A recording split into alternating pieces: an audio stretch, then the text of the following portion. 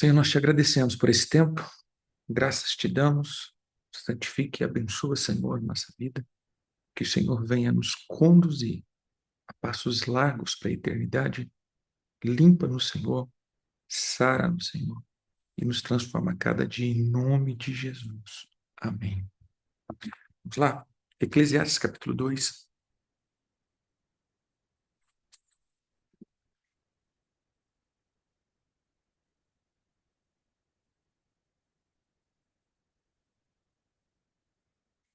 E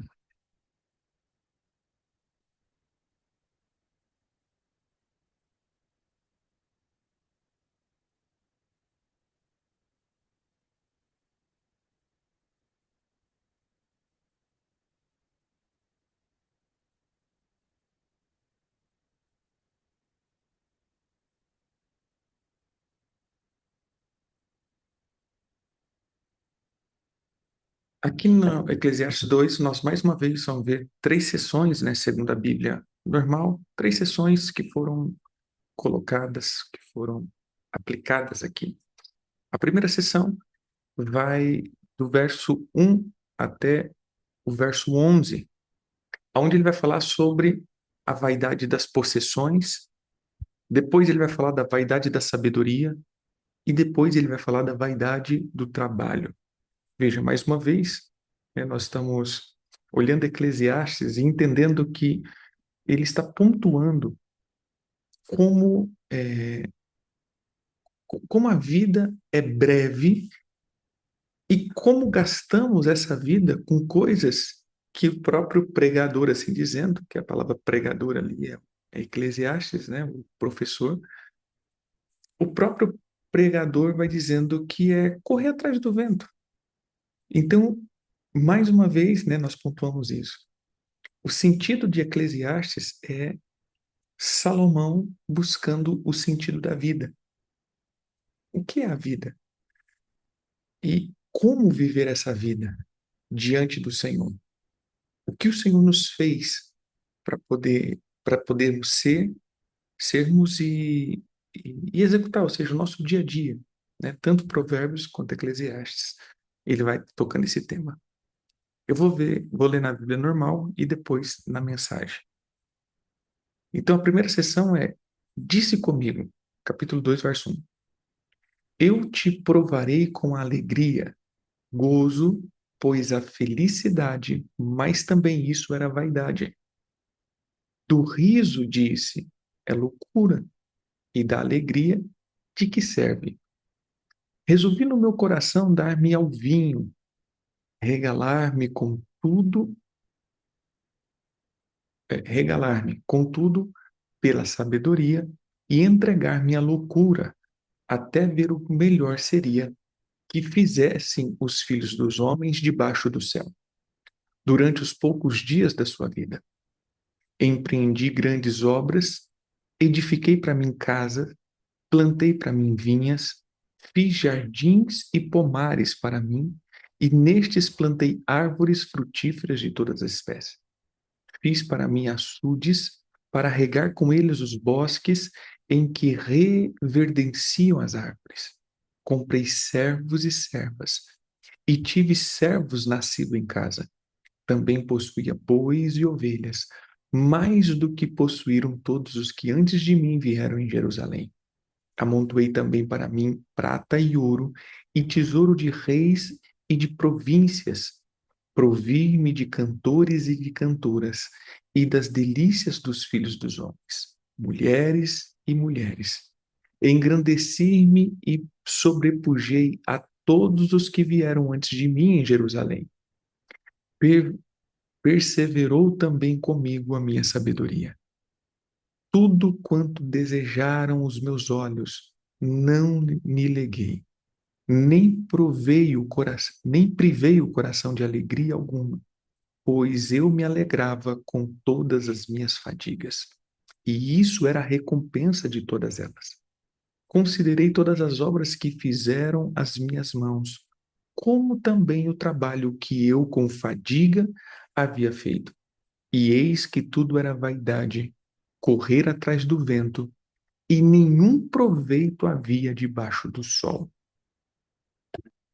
Ler na Bíblia a Mensagem, do 1 ao 11.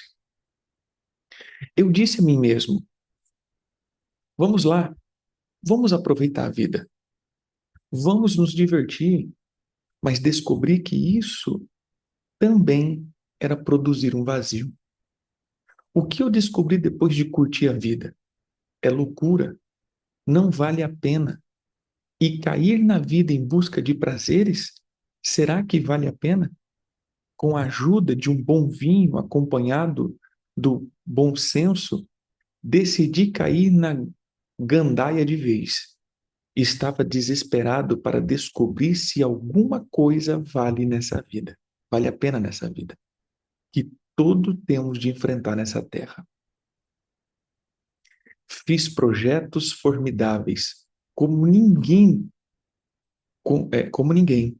Construí casas, plantei vinhas, projetei jardins e parques, plantei muitas árvores nelas, fiz reservatório de água para irrigar os pomares, comprei escravos e escravas que com seus filhos me deram ainda mais escravos.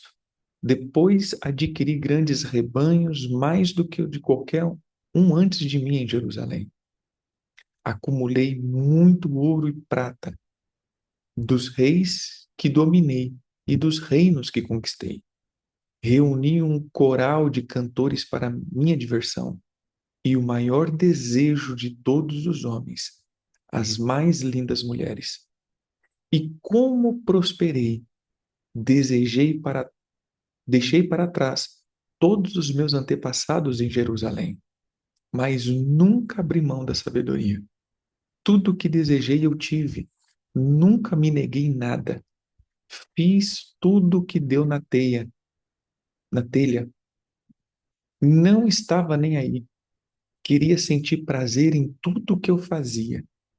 Essa era a minha única recompensa depois de um dia de trabalho sofrido. Vamos lendo ele inteiro e depois a gente vai explicando. Do 12 ao 17, versão normal. Então, passei a considerar a sabedoria e a loucura, a estultícia que fará o homem que seguir ao rei, o mesmo que outros já fizeram. Então vi que a sabedoria é mais proveitosa do que a estultícia, quanto a luz traz mais proveito do que as trevas. Os olhos do sábio estão na sua cabeça, mas o estulto anda em trevas. Contudo, entendi que o mesmo lhe sucede a ambos. Pelo que disse eu comigo, como acontece ao estulto, assim me sucede a mim. Porque, pois, busquei eu mais a sabedoria, então disse a mim mesmo que também isso era vaidade. Pois, tanto do sábio como do estulto, as memórias não durará para sempre. Pois, passado alguns dias, tudo cai no esquecimento. Ah, morre o sábio e da mesma sorte o estulto. Pelo que aborreci a vida, pois me foi penosa a obra que se faz debaixo do sol. Sem tudo, sim, tudo isso é vaidade e correr atrás do vento. Do 12 ao 17, né? Depois tentei descobrir a diferença entre a sabedoria e a insensatez. O, o que fica para ser feito pelos próximos reis? Que tarefa difícil. Você só faz o que pode e ponto final. Mas eu realmente vi que a sabedoria é melhor do que a insensatez, assim como a luz é melhor do que a escuridão. Mesmo assim, apesar de os sábios enxergarem para onde estão indo, os insensatos tatearem na escuridão, no fim, são todos iguais. Há um só e mesmo destino para todos. Quando me dei conta de que meu destino é o mesmo do insensato, entrei em crise, porque se procurar em por que se preocupar em ser sábio? É tudo um vazio só. Nada faz sentido. Tanto o sábio quanto o insensato têm o mesmo fim. Basta um só dia e eles são esquecidos. É triste. O sábio e o insensato morrem do mesmo jeito. Ponto final. Por isso, passei a odiar a vida. Tudo o que se pode concluir é que o que acontece na Terra não faz o mínimo sentido. É tudo inútil e nadar contra a maré. A última porção, dos 18 ao 26. Também aborreci todo o meu trabalho, com que me fadiguei debaixo do sol, visto que o seu ganho eu havia de deixar a quem viesse depois de mim. E quem pode dizer se será sábio ou estúpido? Contudo, ele terá domínio sobre todo o ganho das minhas fadigas e sabedoria debaixo do sol. Também isto é vaidade. Então me empenhei porque o coração se desamparasse de todo o trabalho com que me fadiguei debaixo do sol. Porque há homem cujo trabalho é feito com sabedoria, ciência e destreza. Contudo, deixará o seu ganho como porção a quem por ele não se esforçou. Também isso é vaidade e grande mal.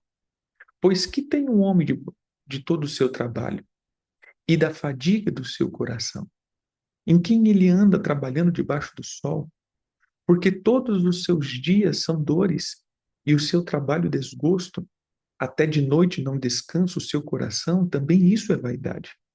Nada há melhor para o homem do que comer, beber e fazer o que a sua alma goze o bem do seu trabalho. No entanto, vi também que isso vem da mão de Deus, pois, separado deste, quem pode comer ou quem pode se alegrar? Porque Deus dá sabedoria, conhecimento e prazer ao homem que lhe agrada, mas ao pecador dá trabalho, para que ele ajunte e amontoe, a fim de dar àquele que agrada a Deus. Também isso é vaidade e correr atrás do vento.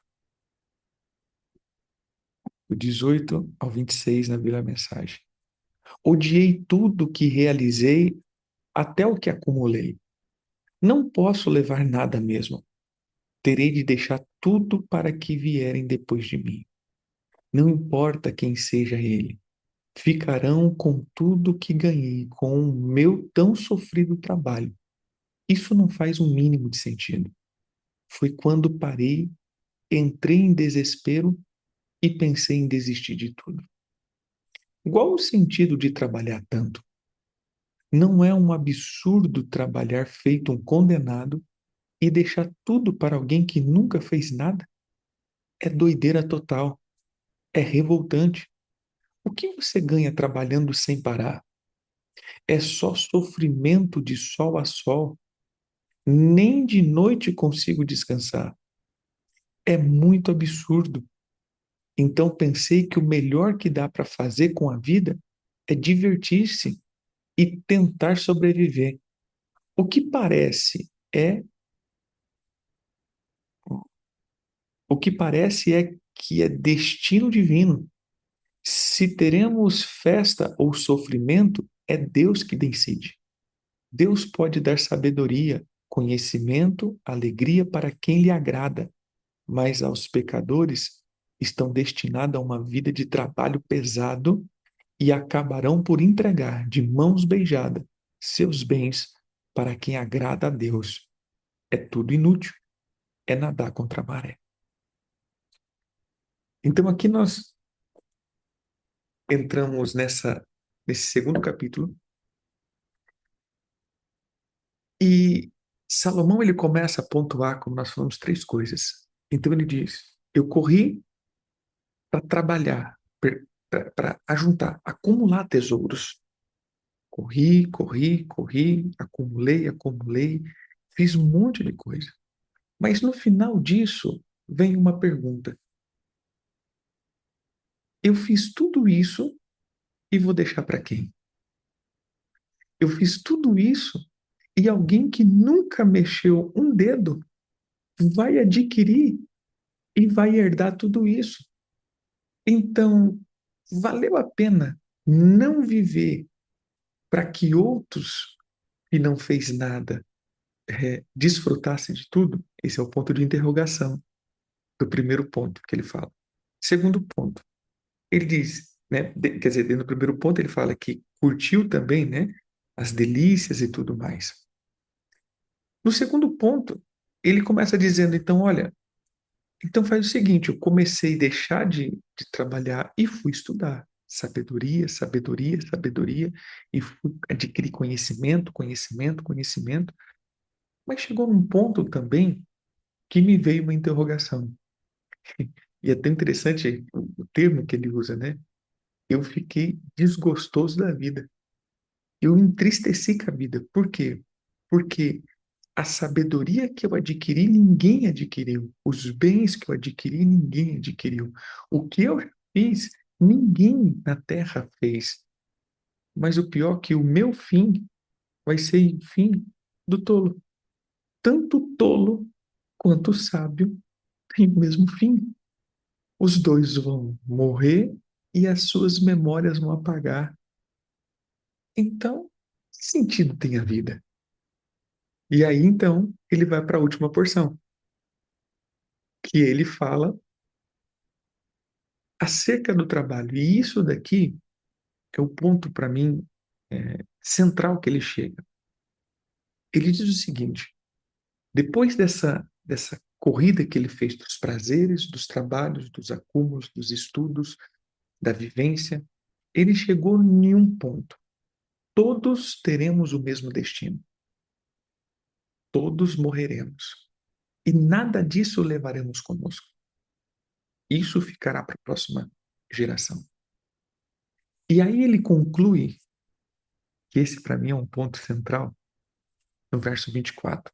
Ele diz assim: nada é melhor para o homem do que comer, beber e fazer com que a sua alma goze o bem do seu trabalho. No entanto, vi também que isso vem da mão de Deus, pois, separado deste, quem pode comer ou quem pode se alegrar?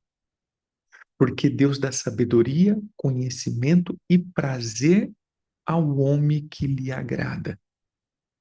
Então ele diz: olha, o melhor que eu entendi da vida e o sentido que eu entendi da vida são três coisas: comer, beber e se alegrar. Porque quando nós estamos separados de Deus, será que podemos comer com satisfação? Quando estamos separados de Deus, será que podemos ter realmente a plena alegria? Porque, aí ele diz, porque eu entendi, e isso vem de Deus. O ser satisfeito, alegre e ter prazer na vida, esse é um dom de Deus a quem Deus agrada. Porque aos que não agradam a Deus, ele continua dizendo, mas ao pecador, Deus dá trabalho. Gente, isso aqui para mim é fantástico, né? Ao pecador, Deus dá trabalho. E esses acumularão, acumularão, acumularão para dar a quem agrada a Deus. Ou seja, na verdade, isso daqui é uma característica que nós precisamos entender. Qual era, agora entrando para um lado de libertação, qual era o sentido da, da dimensão egípcia, que é a dimensão da escravidão? Quanto mais eles queriam ser soltos, mais trabalho aumentava na vida deles. Então, de fato, quando nós não temos mais tempo, ou seja, o trabalho para adquirir, para possuir, para fazer, nós não temos tempo, isso é como que entrássemos em uma dimensão ou entrássemos em uma estrutura egípcia, ou seja, trabalho. Você não tem tempo para ser livre, você não tem tempo para viver, Você só vai trabalhar, trabalhar, trabalhar, trabalhar, trabalhar.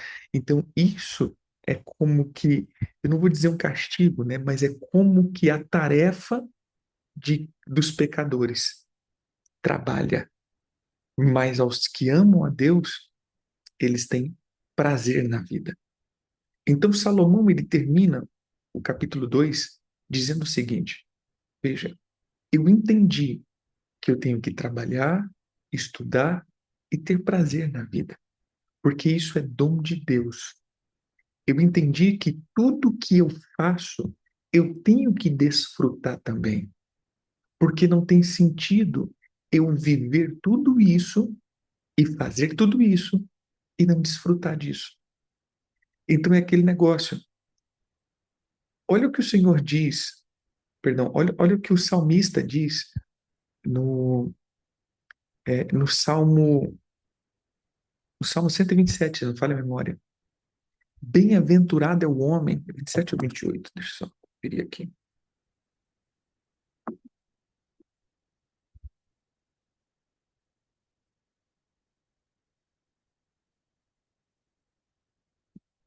28.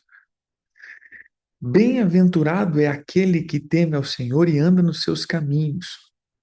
Do trabalho das suas mãos comerá, feliz será e tudo lhe irá bem.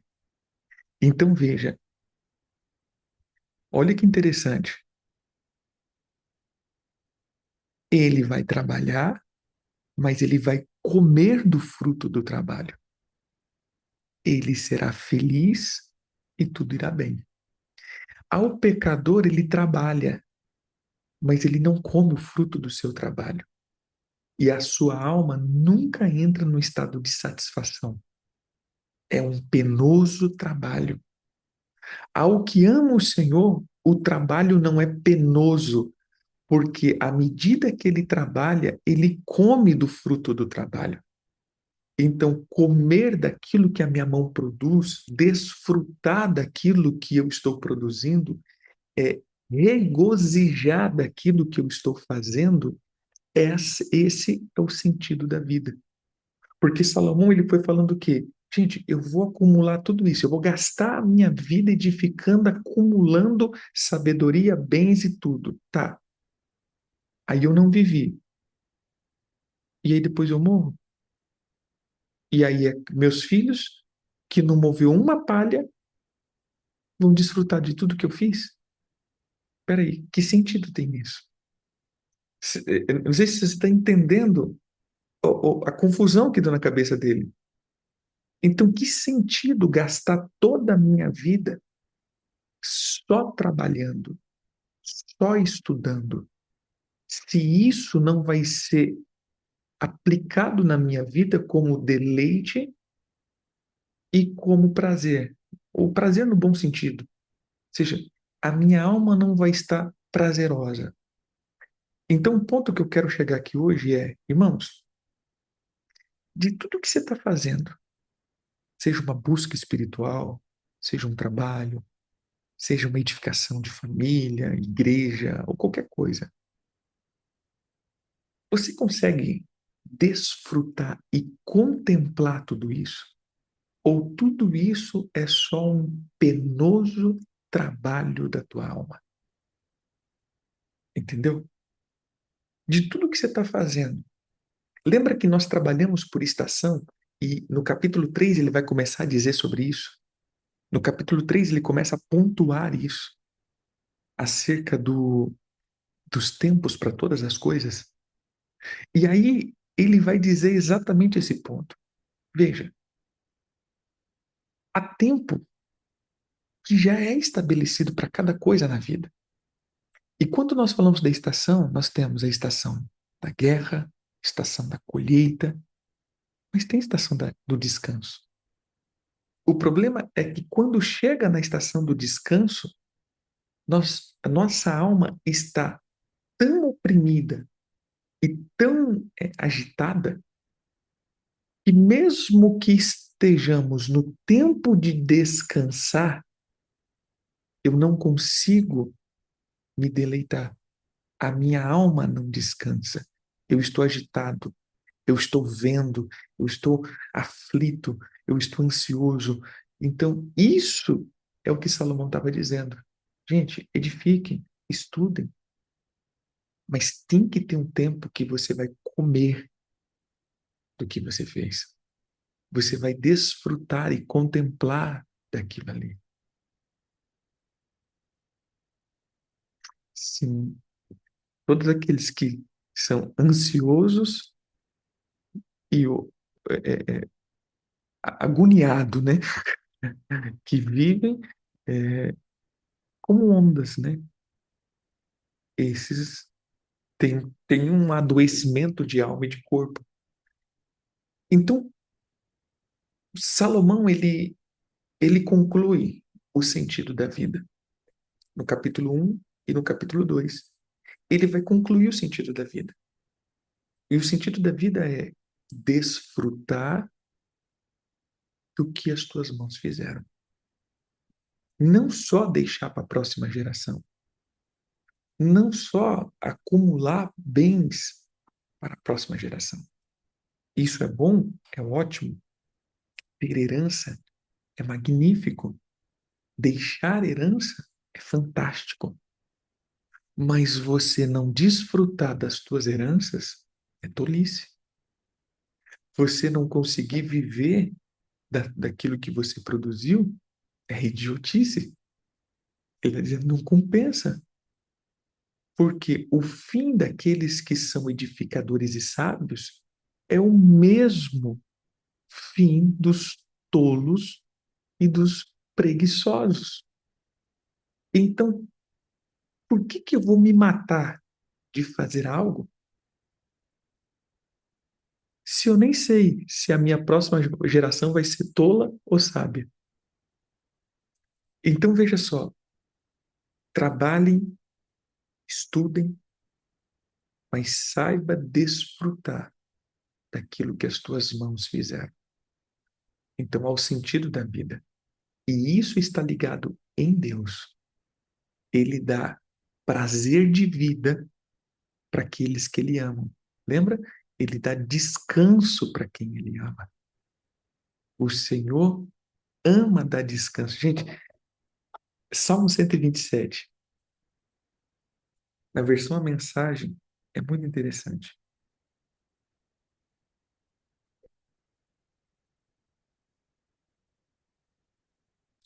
Ele diz assim: se o Senhor não construir a casa, a obra dos construtores não passará de frágeis cabanas. Se o Senhor não guardar a cidade, o vigia noturno não servirá para nada. É inútil levantar cedo e dormir tarde, trabalhar como um alucinado. Olha essa parte. Você não sabe que ele gosta de dar descanso a quem ele ama? Então, de fato, e inclusive, né, esse é um salmo de Salomão. Você entendeu? Se você vê lá, esse salmo é um cântico de romagem de Salomão. Então, Salomão, ele disse, gente, eu entendi. Deus ama dar descanso a quem ele ama. Porque uma alma que fica sempre nos seus projetos de avanço, essa alma é inquieta e não tem paz. A alma que está sempre nos seus projetos de avanço, de conquista, de ter, ela nunca consegue descansar. Você entendeu? Porque eu estou sempre ansioso pela próxima conquista, sempre ansioso pela próxima tarefa, ou sempre ansioso pela próxima guerra, né? Qual é o próximo problema que vai aparecer? Então, a gente está sempre ocioso e ansioso. Então, veja, Salomão diz: a única coisa que é dom de Deus para nós é comer do fruto do nosso trabalho, beber do fruto do nosso plantio e nos alegrar em tudo aquilo que o Senhor tem nos dado a viver. Só isso. Então, irmãos, pense no sentido da vida, que o sentido mesmo é ter alegria. Uma vida que você vai ter alegria nela. Você conseguir terminar uma temporada com o coração alegre daquilo que está sendo produzido. E não ser só enfadonho ou um enfado e uma canseira. Amém? Que a vida não se torne um enfado e uma canseira. Porque esse é a recompensa dos pecadores. Amém? Daqueles que o Senhor ama, o Senhor dá frutos, o Senhor dá heranças e o Senhor dá descanso. Amém? Que o Senhor possa te fazer descansar sempre. Amém? Deus abençoe. Fiquem com Deus. Eu vou postar, estou sem uma internet boa, mas eu vou postar os vídeos de ontem e de hoje. Deus abençoe, queridos. Shalom.